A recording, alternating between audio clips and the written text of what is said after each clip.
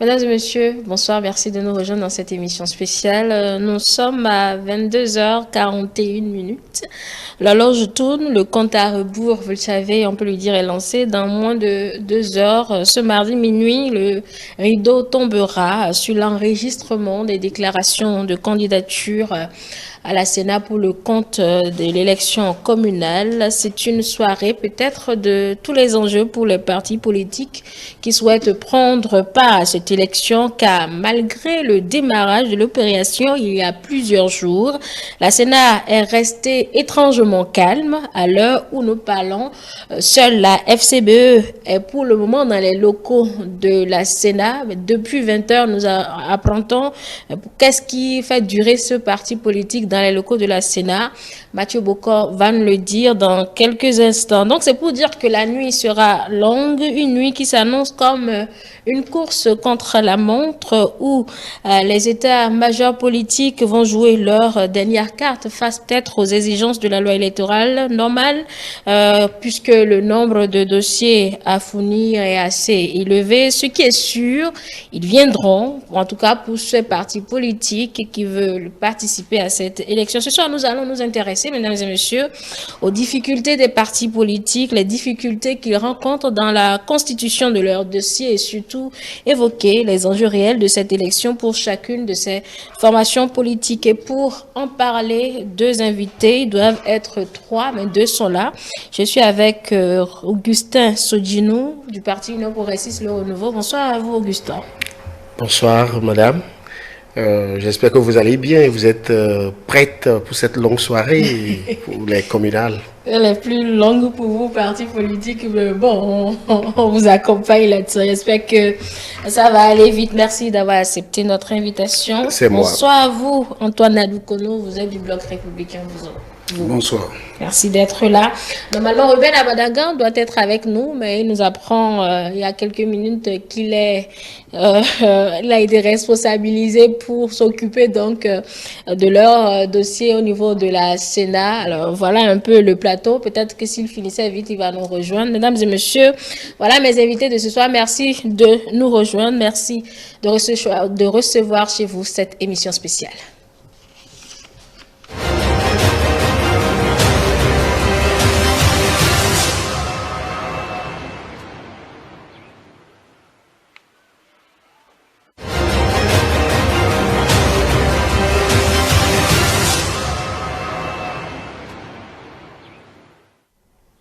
Et pour prendre le pouls de ce qui se passe du côté de la Sénat, Mathieu Bokor qui est positionné là-bas. Mathieu Bokor, bonsoir. Bonsoir le plateau, bonsoir Angèle, bonsoir tous les amis téléspectateurs. Alors, quel est l'état des lieux, Mathieu Bokor? On a appris que la FCBE est dans les locaux de la Sénat depuis 20 heures quand même. Pourquoi ça prend autant de temps? Ah ben, vous l'aviez bien introduit, Angèle. Il faut dire que c'est la force binaire émergent qui a pu faire son entrée ici à la commission électorale nationale autonome. Mais les dossiers ne sont pas encore dépouillés. Les membres de la force binaire émergent sont toujours en attente. Tout ce qu'on peut retenir, Angèle, à l'heure actuelle, est qu'aucune formation politique n'a encore déposé de dossier. Visiblement, les partis politiques procèdent au dernier réglage dans la constitution des dossiers. Ce qui est certain, les équipes techniques et administratives de la Sénat sont fortement mobilisées pour réceptionner les dossiers des formations politiques. Il faut rappeler, Angèle, que ce mardi 28 octobre 2025, tel que vous l'aviez dit dans votre introduction, marque le dernier jour pour la réception des dossiers des partis politiques, et c'est l'opération d'enregistrement des candidatures pour les élections communales de 2026. Démarré le vendredi 24 octobre 2025. L'opération d'enregistrement s'achève ce mardi à 23h59. En tout cas, la Commission électorale nationale autonome attend beaucoup de partis comme l'Union progressiste, le Renouveau, le Bloc républicain, les démocrates, Moël Bénin, Renaissance nationale et bien d'autres partis légalement enregistrés, Angèle. Alors, Mathieu Bokor, est-ce que vous êtes rapproché de la FCBE pour savoir si les difficultés sont de leur côté ou du côté de la Sénat. S'ils sont Non, venus non, avec les selon consignes, normalement l'enregistrement doit avoir de lieu. la force pour Bénin émergent, aucun souci de leur côté. En tout cas, dans les coulisses, on apprend que c'est un problème de connexion qui retarde encore les choses au niveau de la commission électorale nationale autonome. On s'est rapproché bien évidemment de quelques responsables pour confirmer cette information, mais personne n'a voulu se prêter à notre micro. On s'en tient justement à la version que nous attendons dans les coulisses, mais pas encore d'opération de réception des dossiers des partis politiques au niveau de la Commission électorale nationale autonome, Angèle.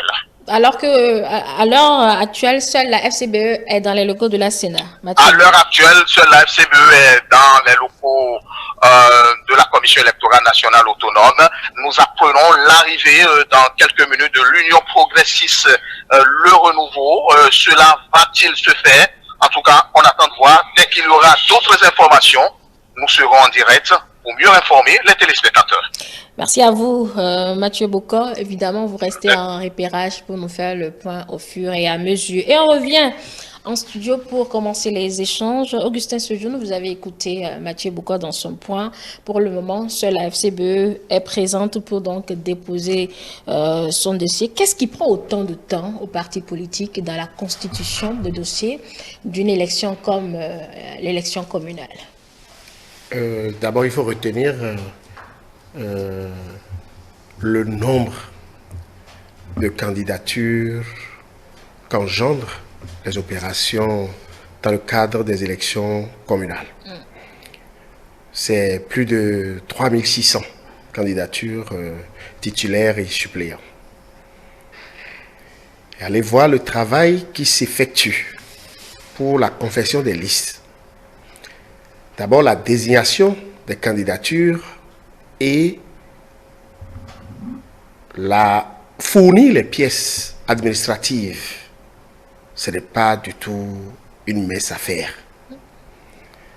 Quand je parle de l'organisation des partis politiques, puisque c'est dans le cadre de la décentralisation, le travail est souvent confié à des équipes au niveau des communes. Bien entendu que ici, la circonscription électorale, c'est l'arrondissement. Donc, ces équipes sont chargées de détecter et faire la désignation des candidatures. Et souvent, dans les cas, ce n'est qu'à l'étape de proposition, où ces propositions sont soumises à l'arbitrage des instances les plus habilitées au sein de chaque parti. D'accord. Alors, le temps pour faire ces désignations, pour faire ces propositions, cette phase d'opération ne manque pas de difficultés. Oui, mais c'est une évaluation connue et les échéances sont connues des mois avant même. Des mois avant. Donc, normalement, on estime que ça doit être dans une certaine, pas forcément facilité, mais célérité pour ne pas attendre les dernières heures, puisque là, c'est presque sur le fil. Là. Vous savez, ici, le capital, c'est l'homme. C'est l'homme politique. L'homme qui s'engage à s'intéresser à la gestion de sa localité. C'est une élection de base. Et la plupart du temps, en tout cas de ce que nous observons par expérience, il y a beaucoup d'acteurs politiques qui s'intéressent à cette élection-là. Parfois, conformément au nombre de postes à pouvoir dans chaque arrondissement, il se trouve qu'il y a un nombre, même au triple, de nombre de postes à pouvoir. Qui laisser, qui ne pas prendre? Voilà les premières difficultés. Vous pouvez avoir 4 postes à pouvoir et à ces 4 postes-là, vous allez avoir comme candidature. Et j'ai dit bien, c'est à l'étape encore de proposition, qui n'a pas encore subi l'arbitrage du parti au niveau des instances habilitées. Et donc, cela peut faire perdre. On peut avoir prévu une opération de détection, de désignation de candidature sur une période de 3 jours. Mais, mine de rien, cette difficulté peut faire que ce délai soit prolongé. D'accord. Parce qu'il y a plus de volontaires, il y a plus d'hommes capables d'assumer cette responsabilité, plus que le nombre de postes à pouvoir. Alors, cette étape passée, parfois, on n'arrive même pas à passer. Il y a un blocage. Donc, on envoie cette liste directement aux instances du parti. Et la question d'arbitrage, la question des renseignements pour savoir qui est mieux placé pour occuper ces postes et éliminer les surplus. Et vous imaginez que cette difficulté se déployait sur toute l'étendue du territoire national, c'est-à-dire sur 546 arrondissements, nous avons, je pense. Donc, multiplier cette difficulté-là sur 546, naturellement, il peut arriver que le délai supprime. D'accord? D'accord. Alors que je vous souffle que dans les QG des partis politiques, depuis plusieurs jours, depuis plusieurs semaines, des équipes veillent, ne dorment plus à travailler. Pour rassembler les pièces administratives, eh bien là, c'est de la mer à boire. On reviendra sur les pièces administratives. Allez, Antoine Adoukono, je demandais tout à l'heure à M. Sodino ce qu'il y a de si difficile alors qu'on connaît l'échéance depuis plusieurs mois déjà. Oui, je pense que M. Sodino a déjà dit l'essentiel. C'est du vécu, c'est ce qui se passe réellement.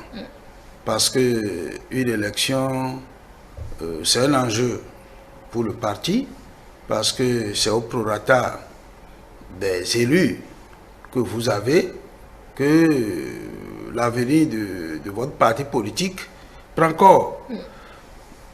Si nous prenons par exemple le financement public des partis politiques, c'est au prorata des élus que vous avez aux élections communales et municipales ou législatives, vous voyez déjà. Donc, ce sont des événements majeurs dans la vie politique des partis politiques. Et c'est ça qui fait que le parti est souvent divisé entre plusieurs propositions de candidature et des choix à optimiser pour la victoire. Ce qui fait que dans la pratique, nous avons évidemment les cas de figure que M. Sodino vient de citer. Et l'arbitrage devient très difficile, surtout quand on se trouve dans des cas spécifiques où peut-être c'est celui qui ne mérite pas qui veut rester devant et on commence par tirer à gauche et à droite.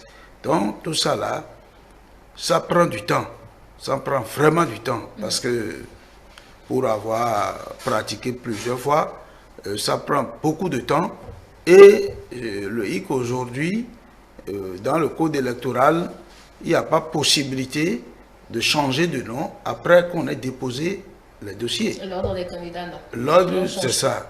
Voilà, donc, sauf en cas de décès ou de doublon. Donc, si bien que il n'y a pas une autre volonté. Doublon, je pense que oui, on est exclu. Hein, non, c'est autorisé. C'est autorisé. On s'était exclu dans le code de 2018 et ça nous a conduit vers des situations que vous connaissez, d'accord, si bien que finalement Moël Bénin et Pierre D étaient éliminés.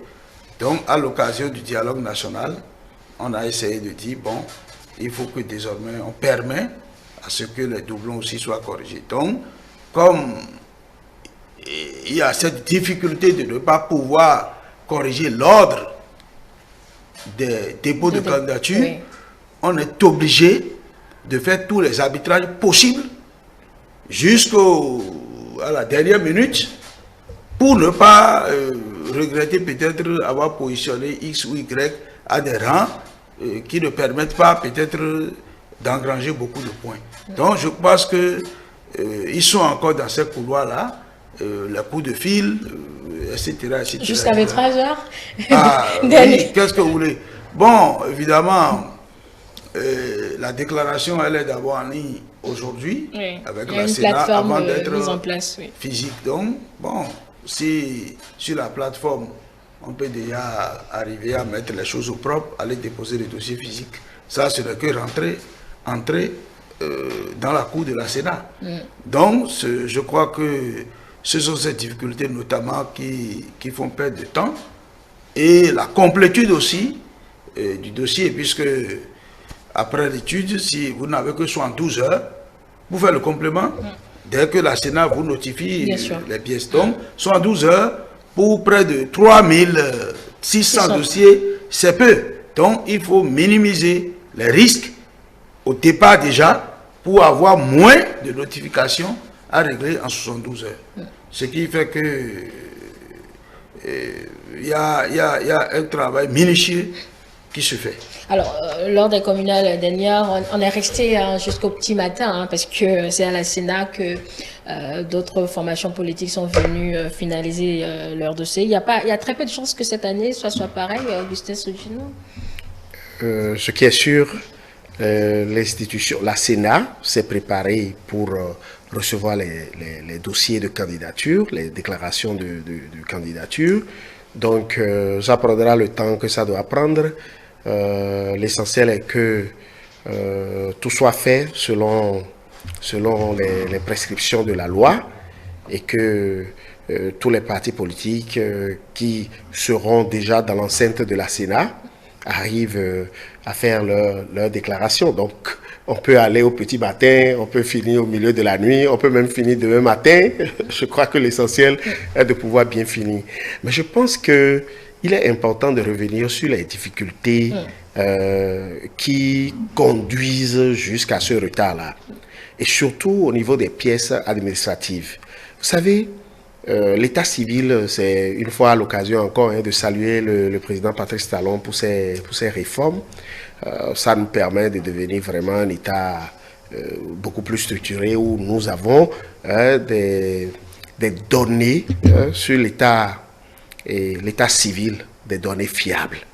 En ce sens que vous pouvez voir un citoyen aujourd'hui dont les noms sur l'acte de naissance ne correspondent pas. Je dis aujourd'hui, non, pas aujourd'hui. Dans un passé récent, vous pouvez voir un citoyen dont les noms qui sont inscrits sur son acte de naissance sont différents des noms qui se trouvent sur ses pièces d'identité. Et aussi, vous pouvez avoir un nom et vous pouvez avoir un autre nom qui manque sur les pièces. Donc, il faut harmoniser tout ça et je peux vous assurer que ce n'est pas du tout facile. Et ça, il y avait même des citoyens qui ne disposent même pas de date de naissance, mais qui veulent aller aux élections. Et tout cela amène les partis politiques parfois à demander à ces candidats-là, qui sont valables, qui sont capables, comme M. Adoukonou l'a dit, qui peuvent engranger beaucoup de voix aux partis politiques, mais qui, curieusement, ne disposent pas des pièces administratives. Donc, le parti... Donc, parfois, c'est une fois sur la liste, même qu'on constate, en amont, évidemment, qu'on constate que les difficultés de pièces se posent. Non, puisque quand on désigne les candidats, quand on détecte et on désigne les candidats, il n'y a pas les pièces administratives qui suivent. Non. En même temps, c'est d'abord la liste. Ça veut dire le nom de ceux qu'on a retenus. Oui. C'est la liste là qui part à l'arbitrage. Puisque arrivé là-bas, il peut arriver qu'on ne choisisse pas certaines personnes et tout ça. Donc, ce n'est que maintenant ceux qui sont réellement retenus, c'est à ceux-là qu'on demande maintenant d'apporter les pièces. D'accord. Et parfois, lorsque il y a des pièces qui manquent et qu'on demande à ces candidats-là d'aller chercher les pièces, eh bien, c'est fini. C'est là où un candidat peut dire, je ramène les pièces manquantes dans 24 heures et c'est peut-être à 72 heures après. Donc, essentiellement, c'est à nous, les politiques, qui savons très bien que nous voulons nous engager en politique, qui devrions s'apprêter. Le problème n'est pas fondamentalement au niveau des partis politiques. Car aujourd'hui, les choses ont avancé, où la Sénat a mis à la disposition des partis politiques un outil informatique qui permette de faire la déclaration en ligne. Donc, vous savez que tout ce qui est traité par informatique, la célérité est là, ça va plus vite et tout. Mais les pièces administratives constituent vraiment un casse-tête pour les partis politiques. On reviendra peut-être là-dessus, parce qu'on me fait signe qu'apparemment, il y a du nouveau au niveau de la Sénat, puisque Mathieu Boko, il en est. Mathieu Boko, vous m'entendez? Mathieu Boko, j'ai du mal à vous entendre. Je ne sais pas si vous me recevez.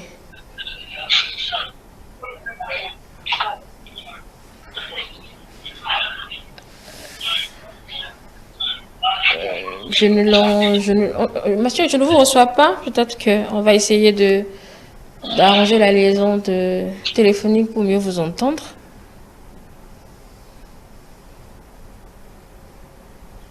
Bon. Nous allons vous revenir, Mathieu. Dans quelques minutes, nous allons... Oui, vous me recevez? Alors oui, quelle est la nouveauté?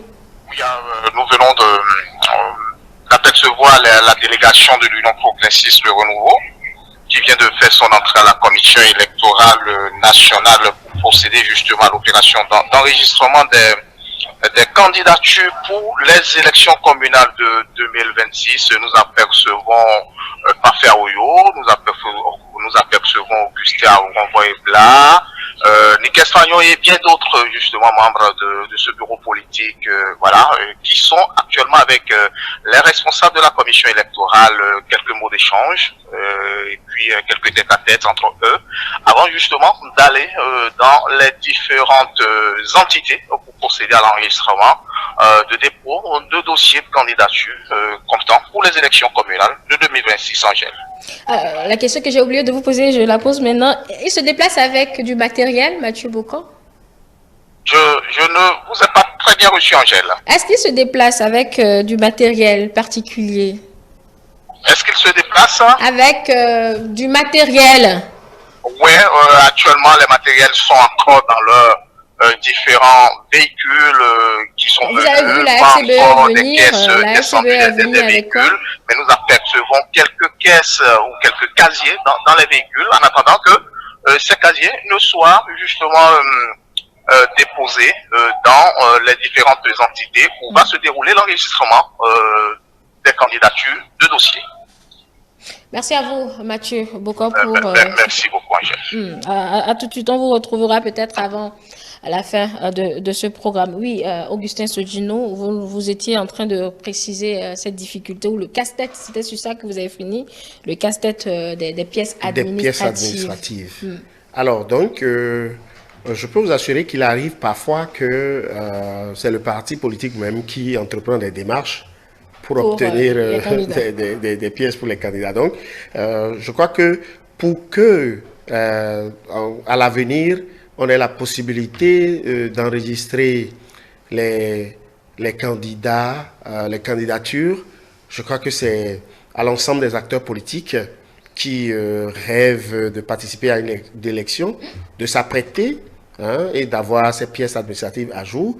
Et c'est aussi de continuer à renforcer ce qui se passe au niveau de l'ANIP, en ce sens que nous ayons des données de notre état civil, des données beaucoup plus fiables, où on voit une concordance, une cohérence sur toutes les pièces qu'on détient en tant que citoyen béninois. C'est ce que vous déclarez que l'informaticien mettra. Non, attention. Ça ne fera pas de magie. Non. Parfois, il arrive que c'est les agents qui sont envoyés pour faire les enregistrements qui enregistrent mal. Surtout, aujourd'hui, nous sommes en train de tout lier. Vous savez, votre numéro de téléphone maintenant, c'est lié à votre nom, c'est lié à vos données personnelles. Aujourd'hui, sont en train d'être mises ensemble et tout. Donc, s'il y a une petite erreur quelque part, ça va affecter tout le reste. Donc, on sait qu'ils sont professionnels, on les salue au passage, mais il faut qu'il y ait peut-être d'autres niveaux de vérification afin qu'il n'y ait pas possibilité qu'on ait des erreurs dans les données personnelles des gens robinets. Ça va nous aider à ce que les années qui viennent, on puisse vite déposer les dossiers au niveau de la Sénat afin que les journalistes ne soient plus inquiets. Allez, il y a une douzaine de partis, en tout cas au moins, qui est officiellement reconnu ou qui sont officiellement reconnus au Bénin. Là, nous sommes à 23 heures et seulement 2 ont fait leur entrée au niveau de la Sénat. On entend encore plusieurs autres, certainement, qui viendront pour ceux-là qui participeront à cette élection. Alors, au vu des éléments évoqués par M. Sogino, M. Adoukonou, pensez-vous qu'il y arrivera peut-être une année électorale, surtout pour ces élections où il y a beaucoup de dossiers à déposer, qu'on s'y prenne un peu plus tôt? Bon, je crois que c'est un problème d'organisation interne des partis. Je crois que si vous êtes dans la pratique, c'est pas facile aussi de lancer tôt. Parce que quand vous lancez tôt, vous allez être aussi confronté à des débats inattendus. Parce que dès que les gens commencent pas à comprendre qu'ils ne seront pas pris en compte, ils choisissent d'autres horizons. Et c'est ça qui fait que vous n'êtes pas aussi libre de lancer par exemple 6 mois avant pour dire bon, parce que les dossiers doivent être prêts, je lance 6 mois. Non, quand vous le faites aussi également, les gens seront informés de ce qu'ils ne seront pas pris en compte sur la liste. Il peut y avoir des mécontentements et tout ça là, ça va constituer encore un problème pour le parti. C'est pourquoi il y a toujours un mouvement record entre la date de dépôt et le temps raisonnable pendant lequel il faut demander les dossiers. Second élément qui est un peu difficile, mais qui est la réalité, c'est que sur ces listes, ne nous voilons pas la face. Il y a peu de mérite, parce que chaque leader politique veut positionner ses pions, d'accord, pour contrôler, pour sa survie politique. C'est ça qui fait que ça traite surtout. Un leader, il appelle, il dit non, j'ai un élément chez vous, sa position c'est pas bien, il faut changer. Et tous ces arbitrages, on fait les listes, on refait, après c'est quelqu'un qui appelle, et tout ça là fait que ça prend du temps. Voilà. Donc, moi je souhaiterais qu'il faut travailler à plus de démocratie au sein des partis, puisque les partis en fait ont des structures, ont des instances, disons, bien hiérarchisées. Il faut faire en sorte que ces instances travaillent réellement pour qu'au niveau de l'arrondissement, la structure qui est chargée de diriger l'arrondissement ait la main quand même de faire le nécessaire en attendant quelques réglages des supérieurs hiérarchiques. Mais si ce n'est pas ça, si c'est que ça doit aller dans tous les sens, je pense que même jusqu'à la dernière minute, on aurait toujours envie de changer l'ordre des candidatures. Vous savez, avant d'en arriver au code électoral qui maintenant refuse de changer l'ordre, il y a une histoire derrière tout ça là. Par le passé, on constate que vous pouvez aller déposer les listes à la Sénat dans un ordre bien donné. Et au regard de ce que je viens de vous dire, la liste sort avec d'autres noms, un ordre différent de ce que le parti a déposé. Parce qu'il y avait la possibilité, même au niveau de la Sénat, d'aller changer. Donc, c'est pour perfectionner, éviter tout cela que le législateur s'est vu obligé donc, de mettre ses limites pour éviter qu'on ne change encore l'ordre des candidatures. Donc, il y a l'appétit des politiques aussi qui fait que ça dure. Même avec tout ce qu'on a fait là maintenant, on n'est pas sûr qu'à l'arrivée, il n'y aura pas encore dégraissement de temps par-ci par-là. Donc, il faudrait que la décentralisation des structures au niveau des partis politiques soit vraiment opérationnelle pour faciliter la tâche et que les mérites, en fait, soient pris en compte. Parce que c'est en voulant favoriser peut-être quelqu'un qui ne mérite pas qu'il y ait des soulèvements et qu'on reprend, on retouche, qui fait que rallonge le temps. Vous voyez, sur 12 partis politiques, à peine, un peu plus quand même. Un peu plus, je n'ai pas le nombre exact. Bon, pour les communales, je doute fort même que tous les partis viennent déposer. Ah, pourquoi? Puisque ce n'est pas éliminatoire, c'est quand vous ne faites pas deux législatives successives que vous êtes derrière de la liste des partis politiques. Donc, comme les communales ne sont pas éliminatoires et qu'il y a le seuil de 10% au plan national, bon, les partis politiques, les particules là, les partis quand même, Antoine a reconnu. Puisque nous avons travaillé à rationaliser les partis politiques pour qu'on n'en ait pas un grand nombre, 12 même c'est déjà trop. 12 même c'est déjà trop. Parce que combien veulent déposer des dossiers maintenant? On fera Vous attendez à combien au moins?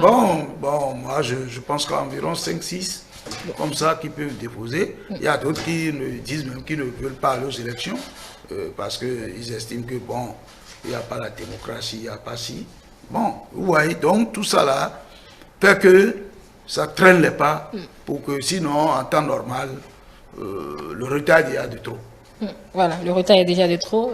Ce qui est sûr, la Sénat va fermer son portail à minuit pile et le Moël Bénin est déjà dans les locaux de cet organe en charge des élections. Alors, Augustin Sedjinou, contrairement peut-être à M. Adoukonou, vous attendez à combien de partis peut-être pour ces élections à venir? Alors, pour dire vrai, je m'attends au plus 5 partis politiques. Je m'attends au plus 5 partis politiques. Bon, il peut arriver qu'on ait 6 partis politiques. Et surtout, c'est à cause des objectifs que les partis politiques peuvent se donner. Et c'est quoi selon vous? Oui, vous participez à une élection, c'est pour gagner. C'est de gagner, justement. Voilà. Alors que pour gagner... Donc vous donnez les autres perdants déjà, alors qu'ils n'ont pas encore... Non, mais nous sommes dans le pays et nous savons ce que chaque parti politique pèse. On ne participe pas pour participer. Donc, c'est selon les objectifs que le parti se fixe qu'il peut se lever maintenant et dire, ça y est, nous mettons le processus en branle et nous participons à cette élection. Car il ne faut pas oublier le seuil d'éligibilité qui est à 10% sur le plan national dans le cadre des élections communales. Et lorsque vous n'êtes pas capable d'atteindre ce seuil et que vous participez aux élections, je crois qu'il va falloir qu'un jour vous vous preniez au sérieux et que peut-être vous rentrez dans les rangs au lieu de continuer à juste garnir la compétition. Parce qu'il ne faut pas donner du travail à la Sénat pour rien. Il faut participer. C'est le droit. C'est le droit. Tant qu'il dépose, la Sénat prend. Augustin Sedjinou. Les élections communales sont des élections de proximité, des élections de base, qui en réalité démontrent l'ancrage du parti politique. Vous avez un socle, vous êtes un parti politique bien implanté dans un pays, c'est que vous devez avoir vos représentants qui sont des premiers responsables politiques au niveau de villages, de quartiers, d'arrondissements. Vous devez avoir un nombre impressionnant. Et là, à partir de ce moment, parce que c'est au vu du nombre d'élus que vous avez, au vu du nombre de responsables politiques que vous avez pu fabriquer à l'issue des élections, qu'on peut juger que vous êtes la première force politique dans le pays ou non, ou deuxième, ou classer, faire le classement. Et cela aussi influence le financement public que vous pouvez avoir. Et c'est en recevant les financements publics que vous êtes capable de mettre des activités et être présent sur le terrain, et en espérant que si aujourd'hui j'ai 500 élus, c'est que demain je devais travailler pour avoir un peu plus. On ne peut pas aujourd'hui avoir 500 et ne pas mieux s'organiser pour avoir plus et reculer. En reculant, vous risquez de disparaître. Donc, les partis politiques ont à prendre les échéances électorales communales au sérieux parce que tout part de là.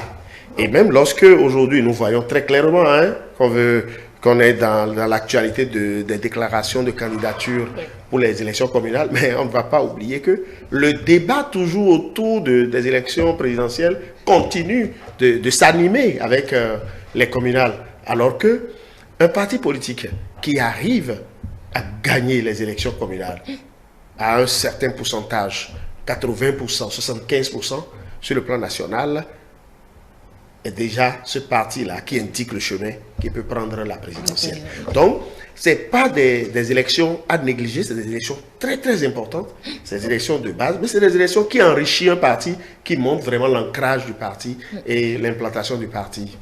Voilà. Allez, en 2020, on a eu pour gagnant quand même Union progressiste, le renouveau, le bloc républicain et la FCBE, c'est bien cela. Alors, en 2026, les forces en présence se sont connues, chacun avec les objectifs. Pour vous, quels sont ces enjeux pour chacune de ces formations politiques qui vont compétir à cette élection? On espère que les démocrates vont déposer leur dossier. Est-ce que si ce qu'ils déposaient, leur présence change tout, compte tenu de leur débois, surtout pour la présidentielle? Bon, moi, Dépôt de dossier, bien évidemment. Ce que je sais, le peuple est souverain, le peuple pourra faire la part des choses. Notre souhait, et en tout cas mon souhait principalement pour les démocrates, c'est qu'ils soient présents. Parce qu'il ne sert à rien d'être toujours absent. Ils n'ont qu'à se plier en quatre, faire de grands efforts pour les communales. Je pense qu'ils étaient les premiers déjà à commencer par lancer au niveau de leurs militants le dépôt des candidatures. Donc je crois que si tout est bien fait, ils ont une salle informatique, tout ça là, en principe, rien ne devait empêcher les démocrates de déposer leur dossier, ne serait-ce que pour avoir le récépissé provisoire comme tout le monde. Bon, la présidentielle leur a plus du temps, mais on espère qu'ils y soient. Non, je crois que déposer le dossier. Je crois que ils sont bien informés des délais de dépôt des différentes élections. D'accord? La Sénat a publié son calendrier, d'accord, en visant les tests de la République. D'accord? À partir de ce moment, même s'ils ont eu des déboires au niveau des présidentielles, il doit y avoir une équipe qui est chargée spécialement des autres élections pour rester dans le délai. Donc aujourd'hui, on ne saurait prétendre dire que c'est parce que ils ont eu des déboires au niveau des présidentielles qu'ils ne sauraient pas être prêts pour les communales. Je ne crois pas. Un parti politique, c'est plusieurs cadres, c'est un secrétariat qui est bien organisé. Donc je pense qu'ils n'auront pas d'excuses en disant que bon, la présidentielle nous a pris le temps au point où nous n'avons pas été en mesure. Non, je ne crois pas. Supposons qu'ils soient alors sur la ligne de départ. Oui. Non, même s'ils sont sur la ligne de départ. La prochaine question, est-ce que la présence changera peut-être la donne pour chacune de ces formations politiques? Non, ce qui est évident, une élection, c'est une élection. Plus vous avez de concurrents, plus vous avez des difficultés et plus vous avez à travailler. Donc, l'avènement d'un parti politique, ce n'est pas seulement les démocrates. Plus on a beaucoup de partis qui participent à la compétition, plus la compétition elle est rude. D'accord? Encore moins que le parti, les démocrates quand même, qui se dit être le parti le plus influent de l'opposition. Sa présence n'est pas négligeable et c'est à prendre en compte. Sa présence aussi peut être une opportunité pour la mouvance présidentielle qui doit retrousser les manches pour savoir que, bon, j'ai un adversaire de taille devant moi.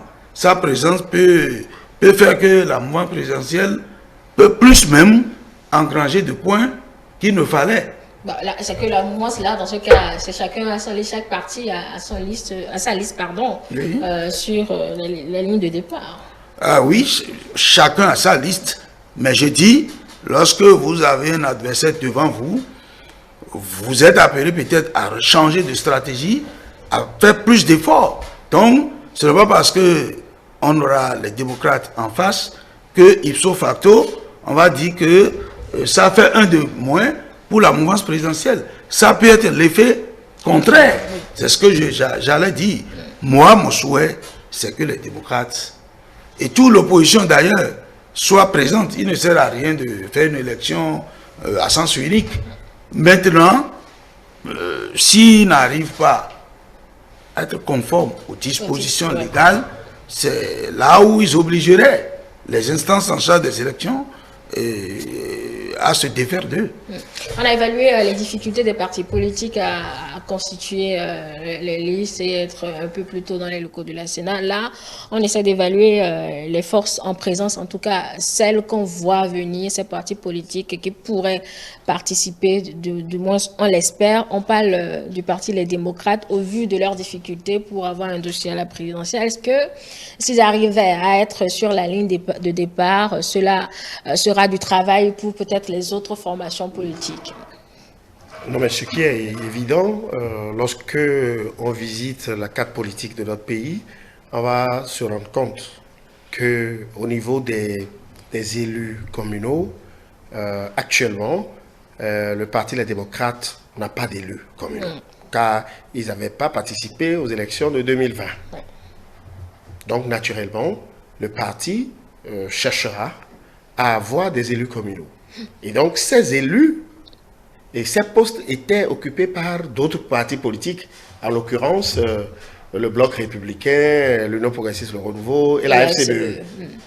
Donc, naturellement, en participant à cette élection, ils vont piocher quelques élus eux-mêmes. Ils vont en piocher, ça c'est clair. Ça veut dire quoi? Ça veut dire que si la mouvance ne se prend pas, ne se lève pas tôt, et même s'il se levait tôt, c'est dans les élus jadis qui appartenaient soit à la mouvance, soit à la FCBE, que les démocrates vont piocher. Donc, naturellement, les choses ne seront pas en l'état après les élections. Mais lorsque vous évoquez le nom du parti, les démocrates, moi, je souris bêtement. Parce que je ne serais pas surpris. Aujourd'hui, nous sommes le 28, le dernier délai. Je ne serais pas surpris que dans 72 heures, de voir les démocrates devant la Cour constitutionnelle. Pourquoi? Pour dire, la Cour, tu as vu qu'on a eu des problèmes au niveau des présidentielles, donc permet à ce qu'on prolonge encore le délai un peu. Il ne faut pas respecter le calendrier parce que nous, c'est parti les démocrates. En réalité, ils se sont habitués à ça parce que le père de la nation les chouchoute. Hein? Ils ont tout le temps, même si quelqu'un manque de quitus fiscal parmi eux, je parie qu'ils vont faire conférence de presse pour dire, écoutez-moi, nous n'avons pas de quitus fiscal. Vous faites un pari risqué quand même. Non, mais on a vu, je ne fais pas un pari, c'est du vécu, c'est factuel. Où les gars revenaient chaque fois et nous nous posions la question de savoir, mais pense-t-il que les difficultés qu'on a énoncées à l'entame de cette émission se retrouvent seulement à leur niveau, ou bien ils pensent qu'au niveau de la mouvance aussi, il n'y a pas des gens qui manquent des pièces et tout ça, et il faut courir pour le faire. Et c'est d'ailleurs ce qui explique que c'est à la dernière minute que les partis arrivent finalement à déposer. Donc, spécialement par rapport aux démocrates, je ne serais pas surpris qu'ils sonnent 0 heure et que ceux qui sont à la Sénat ne nous apprennent qu'ils ne sont pas arrivés et que quelques jours après, on les sait. Parce que si la Cour constitutionnelle... On va éviter les procès d'intention. Si la Cour constitutionnelle devait faire le point du nombre de saisies dont ils ont fait l'objet, je crois que le parti, les démocrates, remporterait le nombre de saisies de la Cour constitutionnelle. Bon, d'accord, je garde pour les démocrates. Maintenant, quand on en revient à la Force Cori pour un Bénin émergent, premier parti à se rendre à la Sénat 2020, l'environnement était vraiment propice pour ce parti politique. Peut-être pour certaines analyses, en l'absence d'un autre challenger de taille aujourd'hui qui est le parti Les Démocrates, à supposer que tous se retrouvent sur la ligne. Pensez-vous qu'ils garderont encore la main telle que connue pour ce qu'ils ont pu engranger en 2020? Augustin Soudjine, je reste toujours avec vous.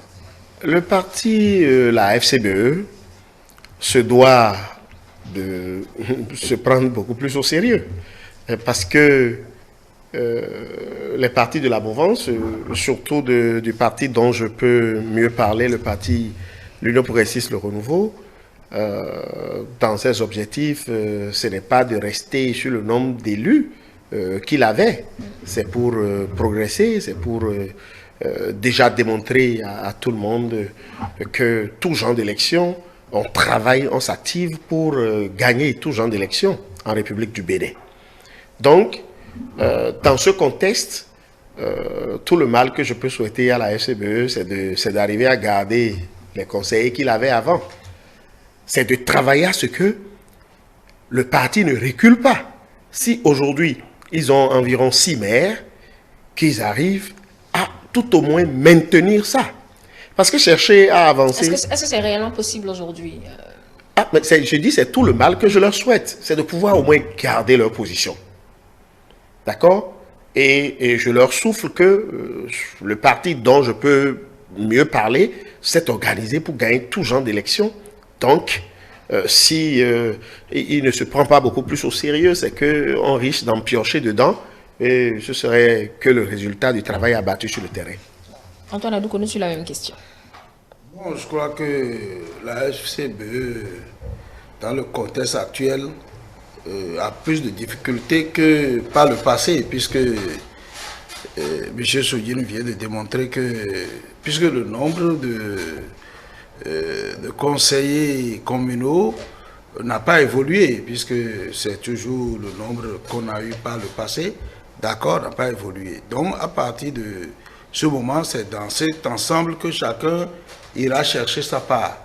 Ça veut dire qu'aujourd'hui, les démocrates étant supposés, bon, étant présentes, c'est sûr que ça fait un grand challenge, surtout que les démocrates se réclament de l'opposition.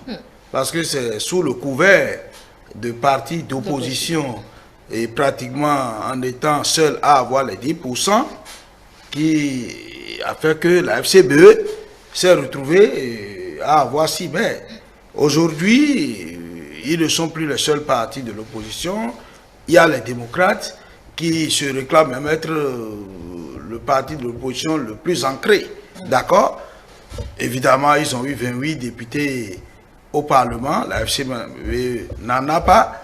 Donc, c'est un grand challenge qui s'annonce pour la FCBE, encore moins que il faudrait que la FCBE arrive à avoir 10% au plan national, cette fois-ci encore, avant de prétendre à l'attribution des sièges au niveau de l'arrondissement. Donc, en présence des démocrates, avouons que ça va être plus difficile pour la FCBE de s'en sortir comme par le passé. Renaissance nationale qui peut-être fera sa première expérience, parti politique de la majorité présidentielle. Vous donnez cher pour la peau de cette formation politique, Antoine Adoukonou? Bon, moi, ma position, elle est claire parce que je fais partie des gens qui ont porté haut la réforme. Moi, mon souhait, c'est d'avoir toujours des partis politiques plus consolidés. Il ne sert à rien, puisque les élections ont un coût moral, physique, financier, surtout. Et avec le seuil de 10%, je pense que des partis comme la Renaissance nationale, Moël Bénin et autres. Voilà les gens qui doivent faire leur première expérience. Ouais, première expérience. Pour les communes, c'est même pas les bonnes. Doivent vraiment retrousser les manches, parce que ce n'est pas facile d'avoir 10% au plan national. Le tout ne suffit pas de remplir les dossiers pour prétendre être ancré au plan national. Parce que pour avoir les dossiers, nous savons comment ça se passe. On peut appeler les gens, leur faire les dossiers. Les gens qui ont même des dossiers qui ne savent même pas s'ils sont sur une liste, puisqu'ils ne savent même pas, ils ne connaissent même pas le nom du parti. Non. C'est trop dur. Moi, je n'ai pas. Là, vous exagérez. Non. Vous avez. Là, vous exagérez. Vous avez devant vous quelqu'un qui a fait 18 ans à la connaissance du Bénin. D'accord. Et qui a confectionné des listes. J'ai été secrétaire exécutif à des niveaux donnés. J'ai confectionné des listes. Donc, rien ne m'est étranger dans ce milieu. On savait, puisque la loi oblige à avoir des candidatures dans toutes les circonscriptions électorales, si le parti n'a pas une envergure nationale, d'accord, et se voit contraint par la loi, qu'est-ce qui se passe? Heureusement, ce n'est pas pour rien que nous avons mis le seuil d'éligibilité de 10%.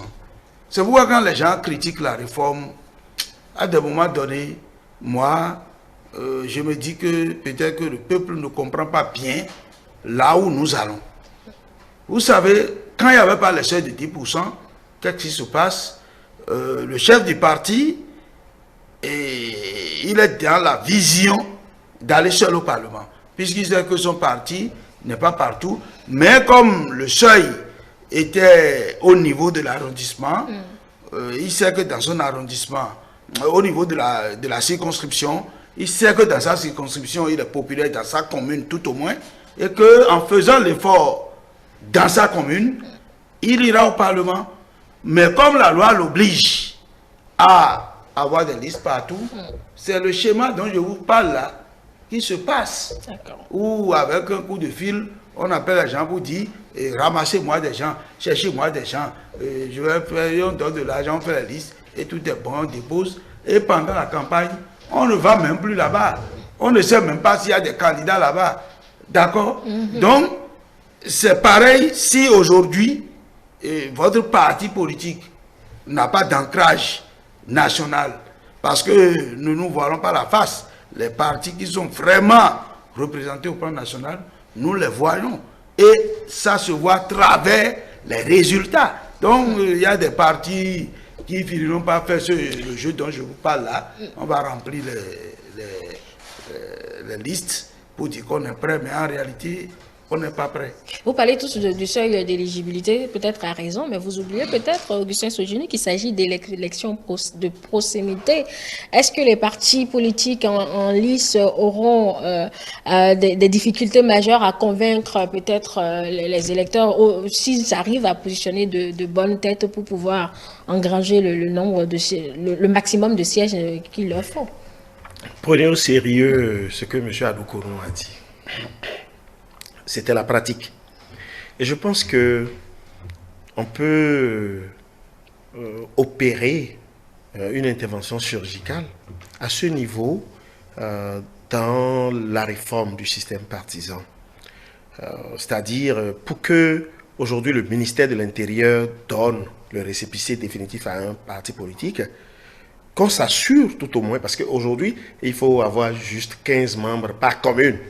Et déjà, il y a des voix qui s'élevaient contre cette réforme, alors qu'ils savaient très bien la pratique qui se fait. Parce que pour avoir des candidatures partout, c'est qu'il faut d'abord avoir des militants partout. Et la loi aujourd'hui demande à ce qu'on ait 15 militants fondateurs par commune.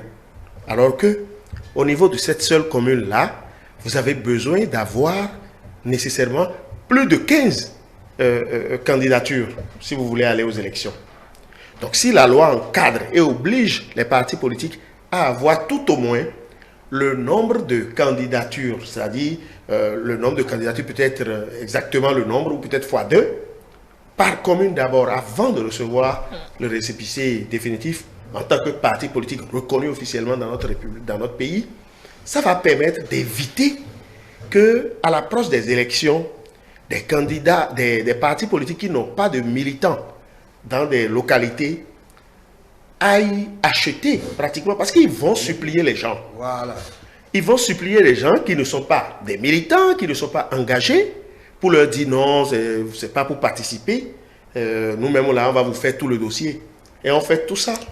Et comme ça, vous verrez que dans ces localités-là, il ne peut pas avoir des voix. Parce qu'il n'y a personne pour défendre le parti dans ces localités. Mais en réalité, le chef de parti ou le groupe qui dirige le parti a ses objectifs seulement dans une localité du pays. Voilà. Ce qui ne permet pas aux partis politiques de jouer pleinement le rôle qui est assigné aux partis politiques. C'est-à-dire l'animation sur toute l'étendue du territoire national pour prendre en compte les aspirations profondes, les préoccupations des populations. Nous voulons un Bénin où les populations sont prises en compte du nord au sud, qu'il n'y ait pas de localité laissée pour compte. Donc, si vous vous appelez parti politique au Bénin, en principe, vous devez avoir vos cellules dans tous les quartiers, dans toutes, comment on appelle, les amont, les arrondissements, partout au Bénin. Et je crois que nous sommes des observateurs avertis. Des renseignements que nous avons, ce n'est pas tous les partis politiques qui se réclament de la mouvance qui ont des représentants partout. Donc vous êtes en train de dire que l'élection à boîte de proximité, ça ne garantit pas toujours... Non, ça ne garantit, malheureusement, à l'étape où nous sommes, ça ne garantit pas toujours, c'est-à-dire le fait que les partis qui participent à cette élection communale soient présents dans tous les villages, dans tous les quartiers de notre pays. Ça, c'est la réalité. Si nous voulons voiler la face, si nous voulons nous protéger, on peut dire autre chose. Mais si vraiment nous... Et d'ailleurs, même si aujourd'hui, on se ment soi-même, ne pas vouloir le reconnaître, mais bientôt, nous aurons les résultats des communales. Et en ce moment, les gens risquent de nous opposer nos déclarations d'aujourd'hui en citant tel ou tel parti et ceci. Donc, on se doit, même si c'est des difficultés, on se doit de l'avouer et de travailler à ce qu'à l'avenir, qu'on n'ait plus ces mêmes problèmes-là. Oui, Antoine Aloukono, je demandais tout à l'heure si la proximité n'arrange pas l'affaire des partis politiques. Non, je pense que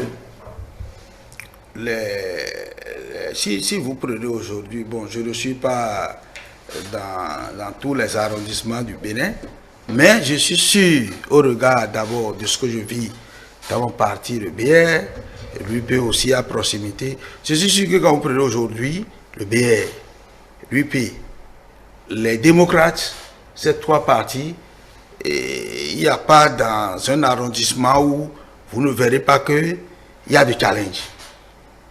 Il y a de challenge. Ça veut dire que c'est vraiment animé, et les militants sont là, et les listes sont discutées, et il y a plus de gens qui sont prêts à défendre les couleurs de ces partis que d'autres partis où il faut supplier, il faut faire ceci, jusqu'à ce que les listes soient vraiment prêtes. Donc, ça voudra dire quoi? Ça voudra dire que moi, j'aurais souhaité que les partis politiques se prennent au sérieux.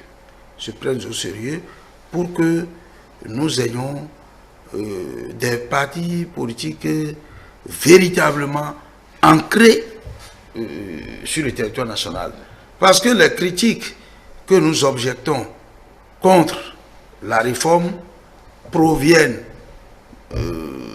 des résultats que nous avons, alors que nous n'avons pas travaillé à ne pas avoir ces résultats.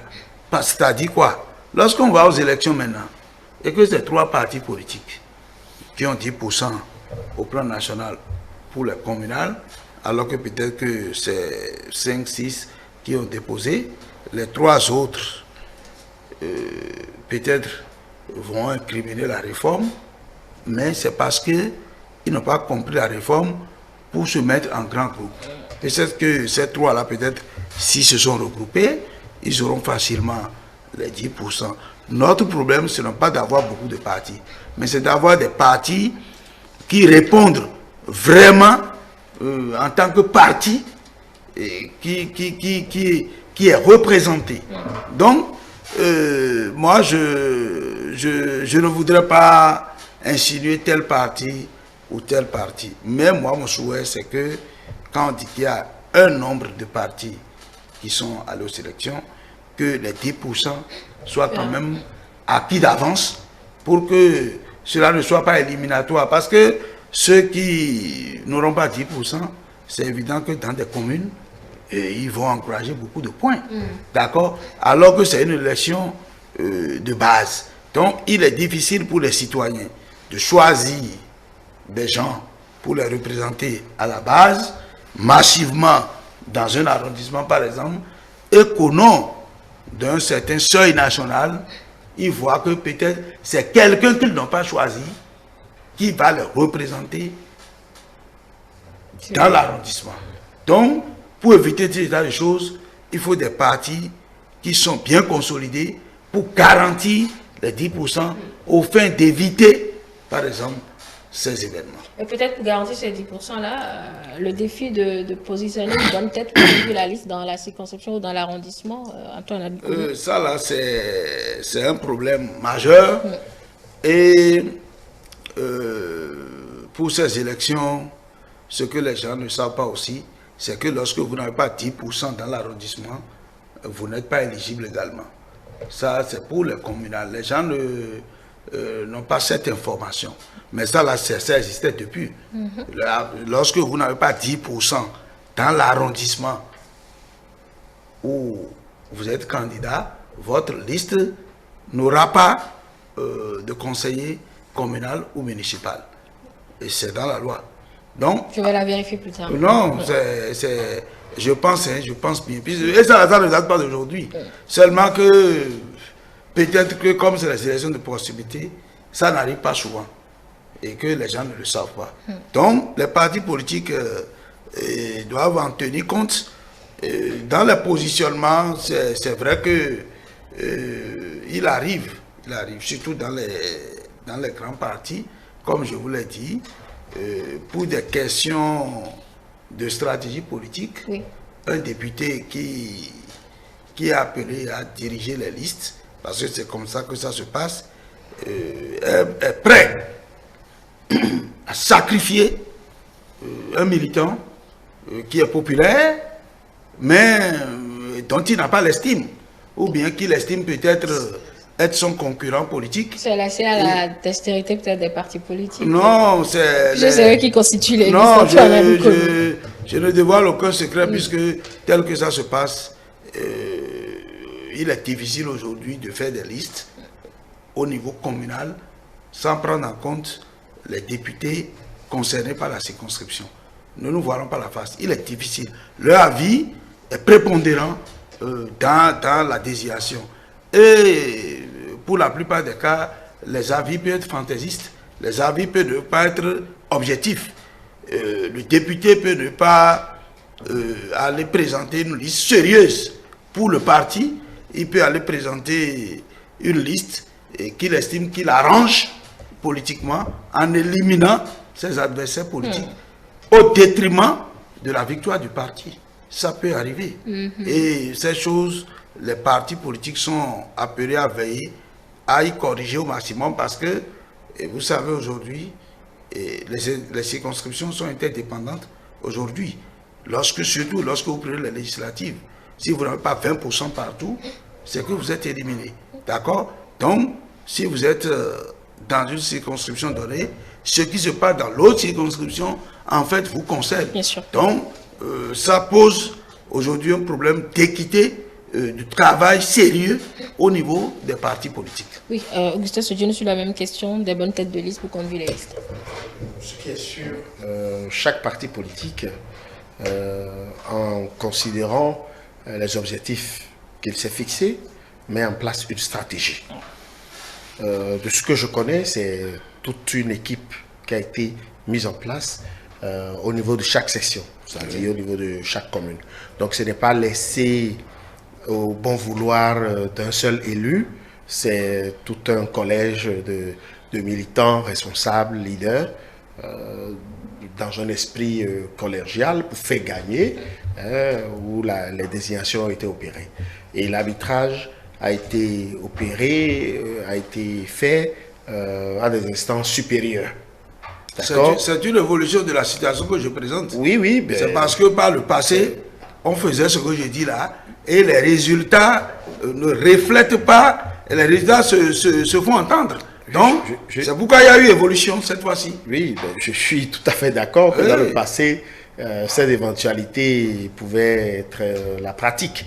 Mais aujourd'hui, ce qui se passe, donc, par rapport aux objectifs, les positionnements se font en adéquation aux objectifs. Si les responsables au niveau élevé du parti estiment que, parce que nous sommes un parti politique qui a déjà un grand nombre d'élus responsables, en des postes de responsabilité actuellement. Alors donc si au niveau élever les instances habilitées à prendre les décisions, si l'objectif demande à ce que ces responsables qui sont en poste de responsabilité aujourd'hui, ces élus qui sont en poste de responsabilité aujourd'hui, soient reconduits pour maintenir le cap, pour donner, pour faire que le parti atteigne les objectifs, je crois que ça va être un choix. Et je ne suis pas mandaté pour dévoiler ce qui a été fait de mon parti ici. Mais ce qui est sûr, chaque parti, oui, vous le saurez, mais chaque parti, selon ses objectifs, a mis en place une stratégie, a mis en place une organisation pour pouvoir maintenir sa position. Nous sommes le premier parti politique au Bénin, nous allons maintenir cette position-là. Nous travaillons à ce que nous ayons un résultat meilleur à ce qui s'est passé les années antérieures. Mais il y a quelque chose de très important sur lequel je voudrais insister. C'est dire que quand il arrive que pour des élections qui sont maintenant couplées, nous avons le même jour, le 11 janvier, nous aurons les élections communales et l'élection législative. Les deux élections, c'est vrai, on a différé le dépôt des dossiers. Mais l'élection aura lieu le même jour. Et nos populations, si on commet l'erreur de prendre un candidat aux législatives qui ne reçoit pas la bénédiction à la base, ça peut impacter négativement les résultats des communales. Même si aujourd'hui, on a fait le travail et qu'on a voulu faire ça d'une manière ou d'une autre, cela doit être en bonne intelligence avec ce qui va être désigné pour les législatives. Normalement, quel que soit le candidat ou le militant qui est mis sur la liste, il doit pouvoir travailler pour le parti. Ah non, là finalement, c'est des individualités. Non, là, vous interpellez le militantisme. Oui, c'est pas vrai. On n'est pas encore à ce niveau. Je pose la question, je pose la question. Non, vous interpellez le militantisme et nous savons très bien que nous avons encore du chemin. Nous avons espoir qu'on va y arriver. Donc, cela n'exclut pas des concurrences, c'est ce que vous êtes en train de dire? Ah non, cela n'exclut pas. D'accord. Parce que on peut opter aujourd'hui pour reconduire des responsables qui sont en poste et que ça puisse passer. Mais on peut, à un niveau supérieur, par exemple au niveau des législatives, décider de reconduire ceux qui sont en poste et ça va capoter. Et en ce moment-là, ça va influencer même les élections communales. En ce sens que, lorsque vous durez trop à un poste de responsabilité, vous n'attirez plus. Il n'y a plus la beauté qu'il faut avoir la chose. Il n'y a plus le sang neuf. Il n'y a plus d'intérêt parce qu'on a déjà vu. Sera ce coup de gueule, Augustin? Non, pas du tout. Nous sommes sur un terrain politique. Nous analysons la situation que nous avons aujourd'hui par rapport aux élections communales. Mais le fait que c'est une élection couplée, il est important d'attirer l'attention pour aider les partis politiques à ce que les choses se passent pour le mieux au niveau des partis politiques. Donc, il faut nécessairement savoir que proposer du neuf, ça permet d'embellir, ça permet de rendre la victoire éclatante. Ce n'est pas facile de défendre un bilan. Les gars ont beau donner le meilleur d'eux-mêmes, mais le fait de tarder, le fait de durer à des postes de responsabilité politique où les mandants se disent nous lui donnons toujours mandat mais nous n'avons pas le retour, mais nous ne voyons rien venir. En ce moment-là, ça risque de jouer sur les élections communales et il faut vraiment tenir grand compte de cela. Je vous vois acquiescer, je ne sais pas si vous avez autre élément à rajouter à cet angle avant qu'on ne reprenne Mathieu. Oui, pas beaucoup de choses, mais je voudrais quand même que vous preniez au sérieux M. Sodjine dans cette déclaration. Parce que ça, c'est la pratique, c'est le vécu sur le terrain. Et c'est ce que j'ai insinué en disant que Donnez-moi une minute, le temps pour moi de prendre Mathieu Bokor. Oui, Mathieu, vous êtes déjà en ligne. Ça a encore évolué. On attend que qui à présent? Mathieu Bokor, vous m'entendez? Oui, je vous reçois, Angèle Touroula. Alors, nous vous écoutons. Bonsoir tout le monde. Bonsoir à tout le plateau. Actuellement, nous sommes toujours à la Commission électorale nationale autonome. Vous allez parler un peu plus fort, s'il vous plaît, Mathieu Bocon? Les informations ont évolué en moins de 45 voix, 1 heure de temps. Actuellement, nous enregistrons 5 formations politiques qui ont fait leur entrée à la Sénat pour procéder à l'enregistrement des candidatures pour les élections communales.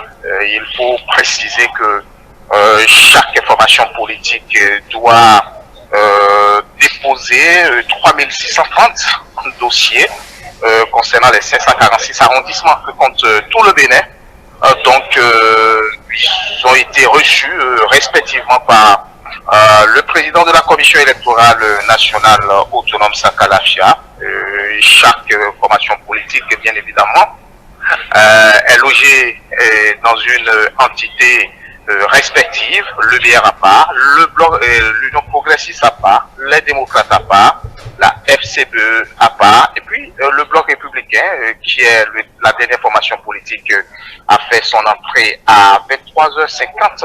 Donc chacun est déjà passé au niveau justement de l'entité ou de registre où le registre d'ordre d'arrivée a été présenté au niveau à chaque formation en politique signée déjà par chaque mandataire.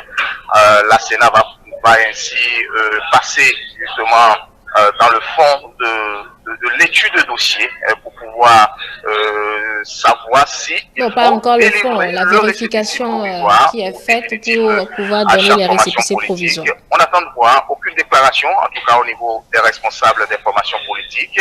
Nous attendons à Jatoboula pour pouvoir voir un peu ce qui va se passer un peu après, peut-être en 23h59. Oui, Mathieu Bocon, quelle formation politique n'avez-vous pas encore aperçue? Je reçois très faiblement. Quel parti politique n'avez-vous pas encore aperçu à pareille heure? Allô? Mathieu Bocon? Oui, je vous reçois, quel parti manque encore à l'appel pour le moment? Le parti qui manque actuellement, si on s'en tient justement au parti légalement enregistré, ce n'est que la Renaissance nationale. La Renaissance nationale va-t-elle faire son entrée à la Commission nationale autonome? En tout cas, jusque-là, aucun signe. Jusqu'à 23h55 ou 56 minutes, moins de 2 ou 3 minutes pour que la Sénat puisse fermer son portail définitivement, puisqu'il faut le rappeler, Angèle Toboula, ce mardi 28 octobre 2025 marque le dernier jour pour la réception des dossiers des partis politiques, et c'est l'opération d'enregistrement des candidatures pour les élections communales de 2026. Cette opération a déjà démarré depuis le vendredi 24 octobre 2025, l'opération d'enregistrement, justement, je l'ai dit tantôt, s'achève ce mardi à 23h59. Actuellement, il faut rappeler cela aux téléspectateurs, c'est très important. La FCBE, qui est la première formation politique qui a ouvert le bal, et puis c'est suivi l'Union progressiste, le Renouveau Moël Bénin, les démocrates, et puis le bloc républicain.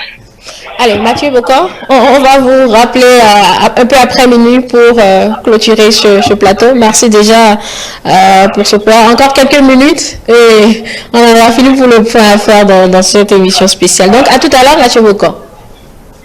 Merci Angèle, à tout à l'heure. Allez, Antoine Adoukonou, je reviens à vous. C'est parti, donc j'attends Renaissance pour que ça fasse les 6 que j'ai annoncé, sinon Sodino aurait eu raison de moi. Bon, peut-être que le GSR et le MPL peuvent faire leur entrée, on ne sait jamais. Vous voyez, non. Oui, c'est toujours possible. C'est le débat que nous faisons ça, parce qu'un parti politique est né pour conquérir et exercer seul ou avec d'autres le pouvoir politique. Donc il ne sert à rien d'être parti politique et ne pas être en mesure de participer aux élections. D'accord? Parce que j'entends dire qu'il ne faut pas aller aux élections, qu'on ne veut pas des élections avec un dictateur, tout ça là, non. Je pense que ce que le cadre constitutionnel a tracé pour le moment, le peuple n'exerce sa souveraineté qu'à travers les élections. Donc, si vous pensez que vous représentez le peuple, que la vision que vous avez pour le peuple, les programmes que vous développez pour le peuple, la démocratie que vous défendez pour le peuple est acceptée par le peuple, c'est dans les urnes que le peuple vous répond.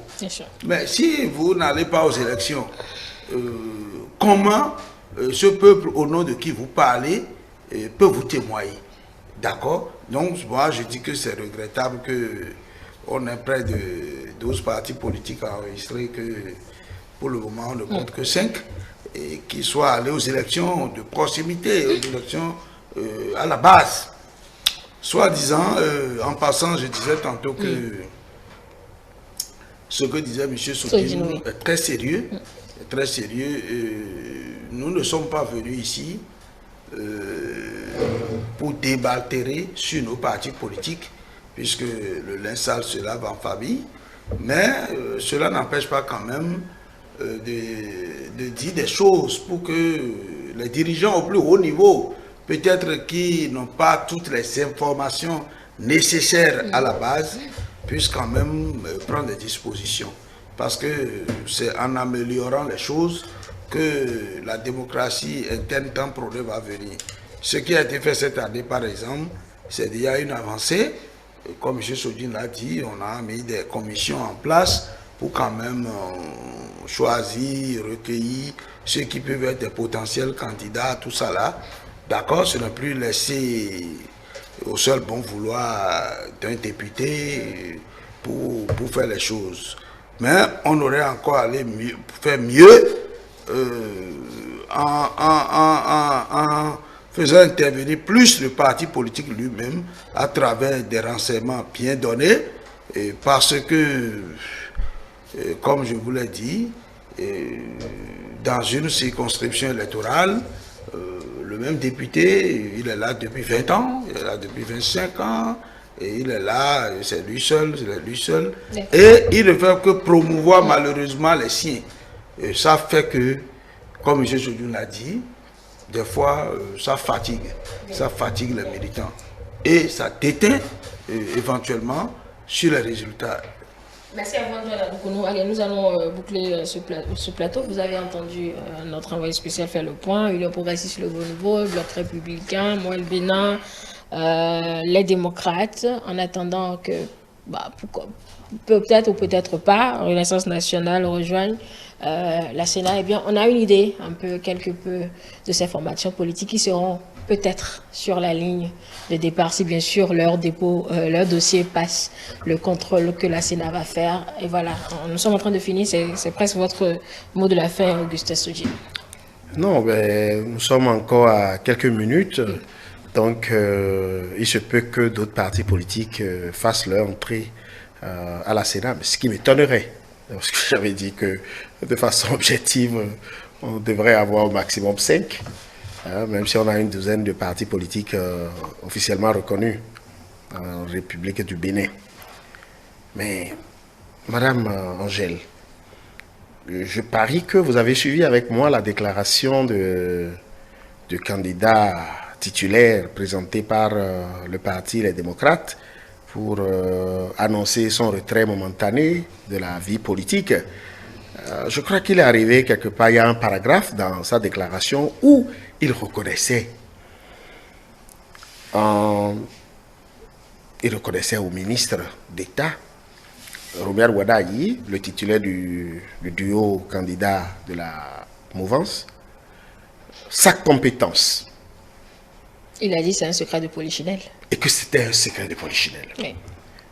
Ça veut dire quoi? Ça veut dire que même l'opposition, et a commencé déjà par les déclarations de l'honorable Ahossi, aujourd'hui reconnaissent tout le bien qu'il y a dans ce candidat désigné par là.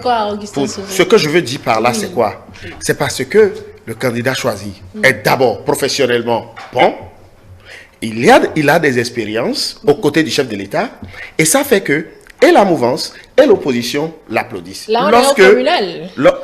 Oui, nous sommes au communal, mais je vous signale, je souligne que les communales vont se dérouler le même jour que les législatives. En disant ceci, si dans les objectifs à atteindre, la stratégie peut permettre à ce que nos différents partis positionnent du sang neuf. C'est comme ça que jusqu'à la base, les gens vont applaudir, car il y a beaucoup de jeunes dans les partis politiques qui sont compétents, qui ont des expériences et qui n'attendent que juste à être appelés à servir. Merci à vous. Et cela va permettre une beauté, ça va donner de l'enthousiasme, ça va donner du sang neuf, ça va donner de la beauté, une belle fête à ces élections. Oui, Antoine Adoukono, vous conclure. Oui, pendant qu'il sonne 0 heure. Pendant qu'il sonne 0 heure. Et parce que c'est fini à la Sénat. Et que vraiment, je ne vois pas la renaissance nationale déposer ces dossiers. On va rappeler Mathieu pour être sûr, mais pas tout de suite. Quand on aura rendu l'antenne, on va le rappeler. Sinon, pour faire le point. Je souhaite vivement quand même que tout au moins la Renaissance nationale compte parmi les listes. Je suis très content, très heureux de voir le Parti des démocrates aller déposer ces dossiers. Je souhaite qu'à l'arrivée, que ce parti soit retenu pour que nous ne parlions plus encore une fois. Bon, c'est pourquoi je dis que je souhaite et qu'ils prennent des mesures, et que si éventuellement ils savent qu'il y a des mal donnes, c'est sûr qu'à travers le récépissé provisoire, on va le leur notifier. La Sénat 15 jours pour faire l'étude de fond, mais celui qui allait déposer connaît déjà s'il y a des insuffisances, qu'ils n'attendent pas les 72 heures. C'est valable autant pour les autres partis politiques pour que les élections que nous allons organiser le 11 janvier 2026 soient des élections festives, des élections de démocratie, et que le peuple, à travers l'exercice de sa souveraineté, puisse quand même donner à chacun, en ce qui le concerne, les élus communaux et des députés au fait de relancer le pays pour encore 5 ans de travail assidu. Merci à vous, Antoine Adoukono. Vous êtes membre du parti Bloc républicain interpolitique. Donc, vous, Augustin Sedjino, vous êtes du parti Union progressiste Le Renouveau. Ruben Abadagan devait être avec nous, mais il est occupé à la Sénat à suivre donc de très près le dossier de sa formation politique, la FCBE. Il est 0h02, mesdames et messieurs. Nous allons retrouver Mathieu Bouka dans quelques minutes pour faire le point global. Le temps pour lui de se retrouver dans ses notes et de nous faire un point complet des partis politiques qui sont définitivement dans les locaux de la Sénat, alors qu'on peut le dire officiellement, l'enregistrement des déclarations de candidature est terminé pour le compte des élections communales. Le temps pour ces formations politiques qui sont dans les locaux de la Sénat de se faire enregistrer pour obtenir le récépissé provisoire. Merci à mes invités que je raccompagne. Mesdames et messieurs, je vous retrouve dans quelques minutes avec Mathieu Bouka pour le point. À tout de suite.